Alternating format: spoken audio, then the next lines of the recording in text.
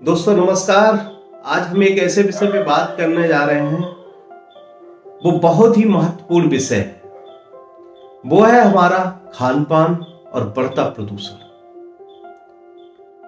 दोस्तों आज के समय में अपने आप को स्वस्थ रखना एक बहुत बड़ी चुनौती बनता जा रहा है, क्योंकि आज हर दूसरा तीसरा व्यक्ति किसी छोटी बड़ी बीमारी का शिकार हो रहा है। आए दिन अस्पतालों में मेला लग रहे हैं और हमारी गाड़ी कमाई का पैसा भी जा रहा है और हमारा शरीर भी बेकार हो रहा है। ये सारी बीमारियां आज से 15 साल 20 साल पहले तो नहीं थी, जो आज देखी जा रही है। क्यों? इन बढ़ती बीमारियों का कारण क्या है? ये सारी बीमारियां आखिर कहां से आई हैं? दोस्तों WHO ने जो सर्वे किया है उसमें देखा गया है कि बीमारियों की बढ़ती संख्या हमारे शरीर से पोषकता की कमी होना, और ये पोषक तत्व कहां से आते हैं, कैसे काम करते हैं हमारे शरीर में और किस तरीके से ये बीमारियां हो रही हैं, इसको हम एक डायग्राम के माध्यम से आपको समझाने का प्रयास करेंगे। दोस्तों जो भी खाना हम खाते हैं वो एक आहार नली होती है हमारी, इस नली के माध्यम से जाता है और जाने के बाद एक अमाशय की थैली होती है, इसमें जाके ये खाना रुकता है। दूसरी तरफ लीवर होता है, इस लीवर में एंजाइम्स होते हैं जो खाना के अंदर जाके खाना को नए टुकड़ों में चेंज कर देते हैं। इसके बाद एक छोटी आंत होती है, ये 32 फीट तक लंबी होती है, इसके अंदर तौलिए जैसे रेशे होते हैं, इनको बिलाई कहते हैं। जब ये महीन खाना होने के बाद छोटी आंत के बीच से जब निकलता है तो इस आंत का काम होता है खाना से पोषक तत्वों को चूस लेना और कचरे को बड़ी आंत के माध्यम से बाहर निकाल देना। दोस्तों जिस खाना को आज हम खा रहे हैं, क्या आप बताइए कोई भी खाना ऐसा है जो आपका बगैर रसायन खाद कीटनाशक पेस्टिसाइड के उग रहा हो? कोई भी फ्रूट, कोई भी सब्जी जिसमें रसायन खादों का उपयोग ना हो रहा हो? दोस्तों शोधकर्ताओं ने यह रिसर्च किया है कि आपके खाना में जहरीला समावेश हो चुका है। रही बात पानी की, तो पानी भी हमारा दूषित हो चुका है, पानी में फ्लोराइड की मात्रा बढ़ गई है। और रही बात हवा की, दोस्तों आज आप देख ही रहे हो कि लगातार बढ़ते ट्रैफिक, बढ़ती फैक्ट्रियों की जो हवा में जहर घुल रहा है, ये हवा भी लगातार प्रदूषित होती जा रही है। दोस्तों ये तीनों चीजें हमारे शरीर के लिए बहुत महत्वपूर्ण है, जो पल पल में हमारे शरीर के अंदर जाती हैं, और इनके जाने से क्या होता है कि हमारे अमाशय में, लीवर में, आंत पे, झिल्लियों में, नलिकाओं में ये टॉक्सिन्स खाना पानी हवा से जाता है और धीरे धीरे ये चिपकना शुरू कर देता है। जैसे ये आंत पे चिपकेगा, ये आपका फिल्टर होता है जो खाना से पोषक तत्वों को चूसता है, कचरा को बाहर निकालता है।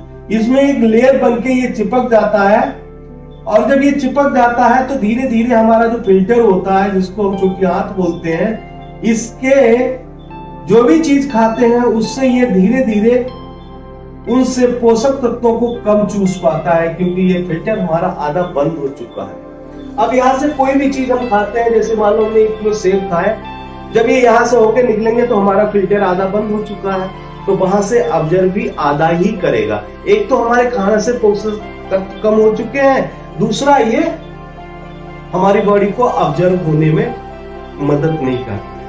और ये टॉक्सिन्स जब ये बढ़ जाता है, जब खाना यहाँ से होके निकलता है तो खाना से मिलने वाले तत्व हमको नहीं मिल पा रहे हैं, उससे हमारी कोशिकाएं कमजोर हो जाती हैं, और जैसे ये कोशिकाएं कमजोर होती हैं तो हमको पहले छोटी छोटी बीमारियां होती हैं, जैसे अक्सर पेट खराब रहना, भूख कम लगना, गैस बनना, तेजाब बनना, उठते बैठते चक्कर आना, थोड़ा सा काम किया तो दम फूल जाना। ये छोटी छोटी बीमारियां हमारे शरीर में आ जाती हैं और हम इन बीमारियों को लगातार ढोना शुरू कर देते हैं। 15 से 20 साल तक ये बीमारियां ढोते रहते हैं, और ये बीमारियां आगे चल के ये क्या करती हैं कि ये टॉक्सिन्स अधिक मात्रा में धीरे धीरे बढ़ जाता है और ये एक लेयर बना देता है और फिर ये हमारे सिस्टम में जाने लगता है। ये अगर टॉक्सिन्स अगर खून में गया तो खून की सेल्स जो होती, कोशिकाएं होती, वो मर के इकट्ठी हो जाती, गांठ का रूप ले लेती हैं, फिर वो हमारे सुरक्षा तंत्र को खाने लगती, उसको हम लोग बोलते हैं कैंसर। और यही टॉक्सिन्स अगर हमारी नलिकाओं में जाके चिपकने लगे तो पता चला कि वो टॉक्सिन्स एक कोलेस्ट्रॉल का रूप ले लेता है और इससे हमको बीपी की समस्या हो जाती है।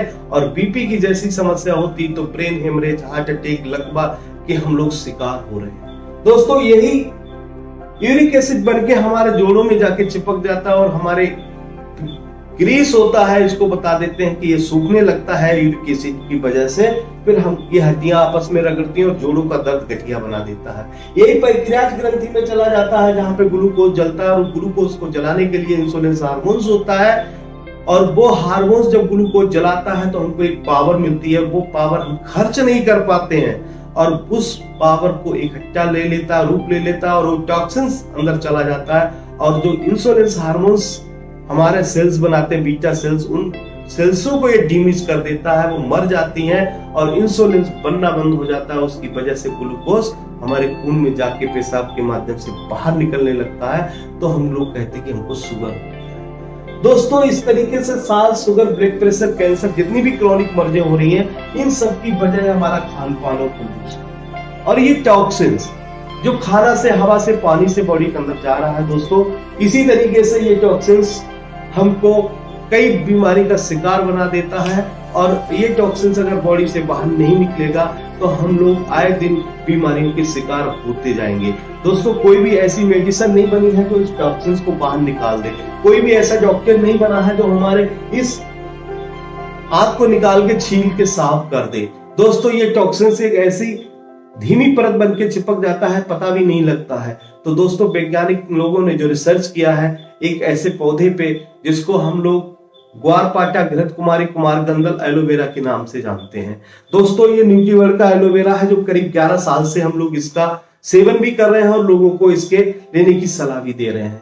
दोस्तों इस एलोवेरा के अंदर एक विशेष बात होती है कि इसमें एक ऐसा लिग्निन तत्व होता है जो स्वतः इस गंदगी के अंदर ऑब्जर्व हो जाता है और ऑब्जर्व होने के बाद में इसमें दूसरी चीज होती है सोपनिन। ये सोपनिन यानी प्राकृतिक साबुन। जब ये साबुन ऑब्जर्व हो जाता है फिर साबुन की वजह से ये इसको गंदगी को हिला देता है। ऊपर से हम लोग 15 से 20 गिलास 24 घंटा में पानी पीने को बोलते हैं और ये पानी जब बार बार जाता है तो ये टॉक्सिन्स लेट्रिन और पेशाब के माध्यम से बाहर निकलने लगता है। 5-6 लीटर एलोवेरा पीने से हमारी पूरी बॉडी की सर्विस हो जाती है। फिर इस एलोवेरा के अंदर 12 vitamin, minerals, amino acid, enzymes अधिक मात्रा में इसमें पोषक तत्व होते हैं जो हमारी सेल्स को जाके मरम्मत करके तैयार कर देते हैं और मिलने वाले पोषक तत्व भी मिलने लगते हैं। और फिर खाना से भी जो भी चीज हम खाते हैं वो भी हमारे पोषक तत्व बॉडी में ऑब्जर्व होने लगते हैं और हमारी सेल्स मजबूत हो जाती हैं।